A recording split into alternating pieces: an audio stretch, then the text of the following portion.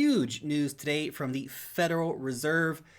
And surprisingly, the markets were pretty okay about it. So I'm going to be breaking that news down for you, as well as the recent debt news out of the USA as well, and what that means for the cryptocurrency markets. My name is Lark. Every day I make videos talking about cryptocurrency investing. So if that's topic you'd like to learn some more about, maybe just stay up to date with, then you should definitely subscribe to the Lark Davis channel. Also, if you can take a quick second to tap on those thumbs up buttons, boom, just for the YouTube algorithm, that'd be super awesome.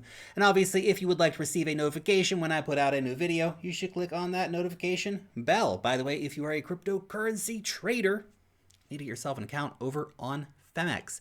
You can long and short all of the top cryptocurrencies: Bitcoin, Ethereum, Chainlink, Tezos, Dogecoin, Cardano. They got all of the good stuff. Use the link down below. You're going to get 10% off of your trading fees and up to $3,600 in trading bonuses. So go ahead and check that out if you are a trader using the first link in the description. Now let's talk about the price of Bitcoin, man.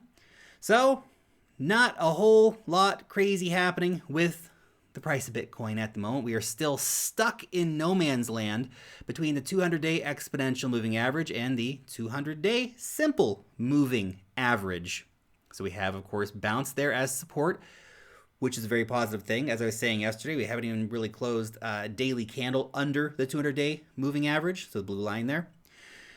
We have been struggling, though, to get back above the 200-day exponential moving average. The exponential moving average reacts more to recent price action in the market. We do, though, have this crazy symmetrical triangle forming up here over this recent price action since really the 4th of December. The whole price of Bitcoin just curling and curling and curling, getting ready for a move. Now, the symmetrical triangle does not necessarily tell us which direction the breakout is likely to be in, but that there is a break coming soon.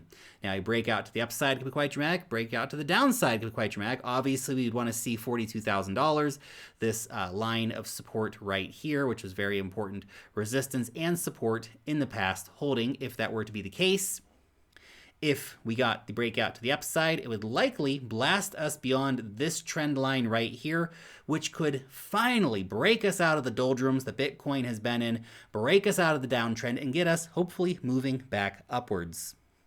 It's the idea anyway. But yeah, right now we're just ranging sideways, basically stuck between these two key moving averages and forming up, curling up inside of this triangle. So I'd expect the market to do something decent soon. Which way? Who the heck knows? But watching for both scenarios. Obviously, if we get a dip down here, I'm a buyer at that level. If we break out, I will rejoice. It'll be fantastic either way.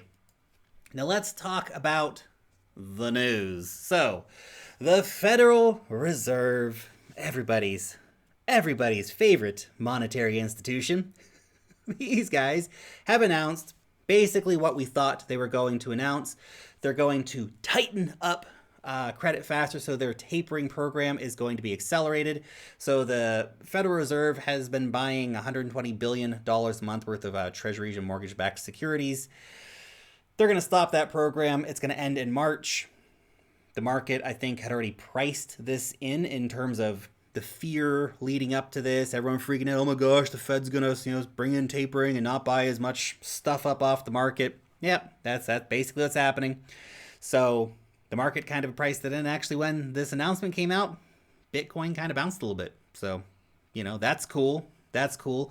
We also have had 3 rate hikes announced for 2022. So the Federal Reserve is planning to increase interest rates 3 times. Now, currently, interest rates are like 0.25%.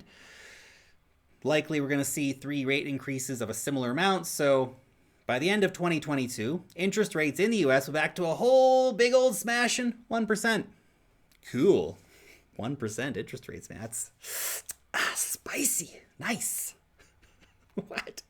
Now, at the same time that we're going to have, interest rates soar back up to 1%, inflation still over 6%. It's been rising all of 2021.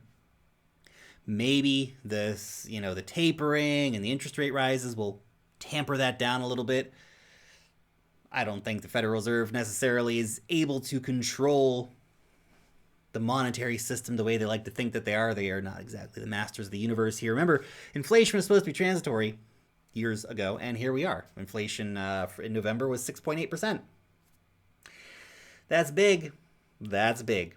That's big. Inflation's out of control. It's over 2 times, almost 3 times actually, what the Federal Reserve was targeting at 2%. Inflation out of control.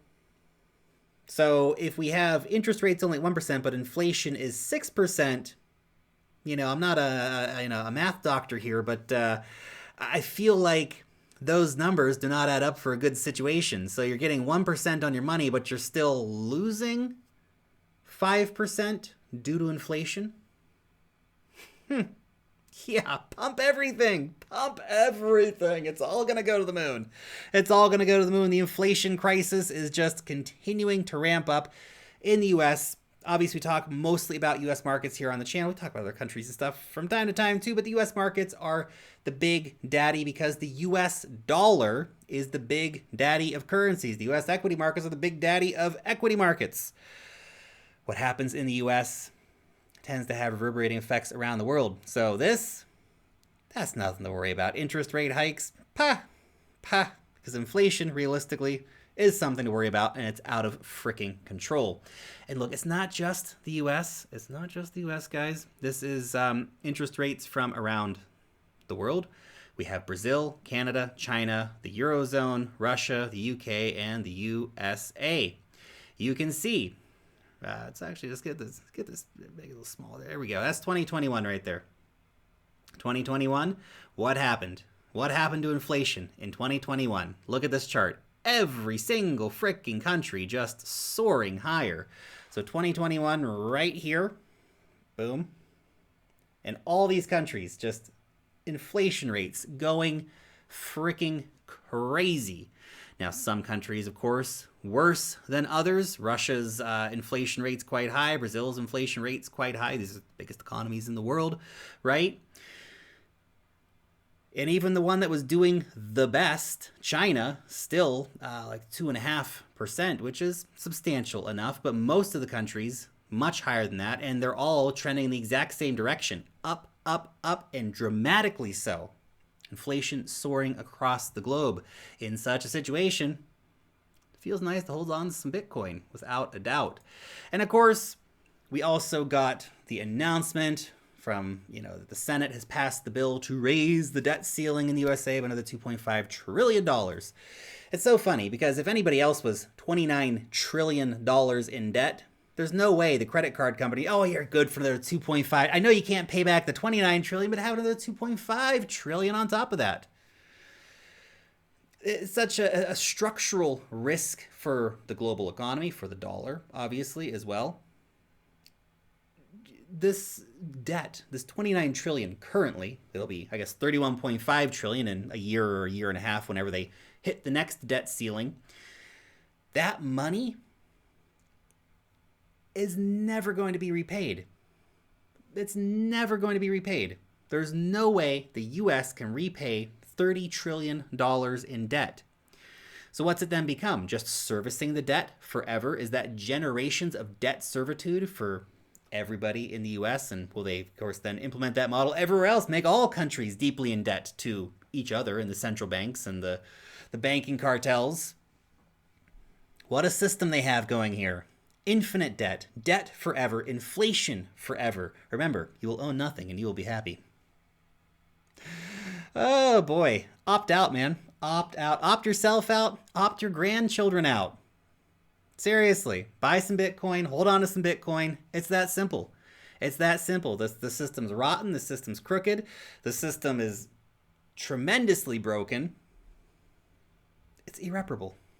It's just somebody's pressed the button on the toilet and it's just the water circling down the hole, man. Oh, don't want to be in that. That is why, one of the many reasons, of course, why I hold Bitcoin. It is my gold 2.0. It is my store of value. It's my inflation hedge. It's my opting out of the insanity of central banks, corrupt politicians, all that jazz. I'll take math any day of the week. And apparently a lot of other people are on board with that idea. The total number of Bitcoin non-zero addresses has just hit a new all-time high, 39,374,638. That was yesterday. It's going to be, I guess, a few hundred or a couple thousand higher today. Nice. It's a lot of people getting on the Bitcoin train, realizing what the heck is going on out there and saying, man, I need to have some frickin' Bitcoin in my wallet. Very good stuff.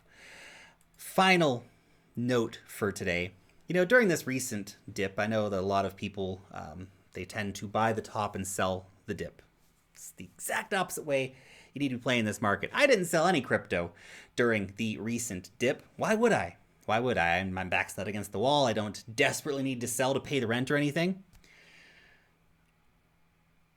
All I did was buy some more Bitcoin. I bought a little bit of an altcoin too, but mostly just bought some Bitcoin. The altcoin I bought, in case you're interested, I bought some Aurori, which is a Solana-based JRPG. But I bought some Bitcoin predominantly, a little bit of the altcoin. Because that's what you do when you see a big dip. That's what you do when you see the RSI showing an oversold reading. You gobble up the dip. You don't sell the dips, man. You also try not to buy the tops. You look for good buying opportunities within this market. You know, just a closing thought for you, and your question, of course, for the day. Did you buy the dip? Did you get Bitcoin over the last week? Did you manage to get it at like $42,000 or $43,000? I didn't. I got mine around $47,000, which is fine. I'm happy with that. Have you been accumulating Bitcoin or not? Curious to hear your buying or not buying down below in the comment section. Thanks so much for watching today's video, and peace out till next time.